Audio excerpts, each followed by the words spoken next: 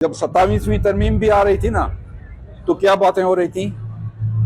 कुछ अभी आया ही नहीं था, कोई ड्राफ्ट नहीं आया था, कोई प्रोपोजल नहीं आया था। यहाँ कहना शुरू हो गए कि जी यहाँ जो हमारे, मैं क्या बात करूं उन पे, इन्होंने जी और मलबा किस पे डाला जाता है? पूरा पाकिस्तान पीपल्स पार्टी पे, कि जी पाकिस्तान पीपल्स पार्टी सिंध को तकसीम करने जा रही है, जी पाकिस्तान पीपल्स पार्टी सिंध के वसाइल जो है वो दे रही है, उसको सरेंडर कर रही है, और जी ये काम पाकिस्तान पीपल्स पार्टी कर रही है।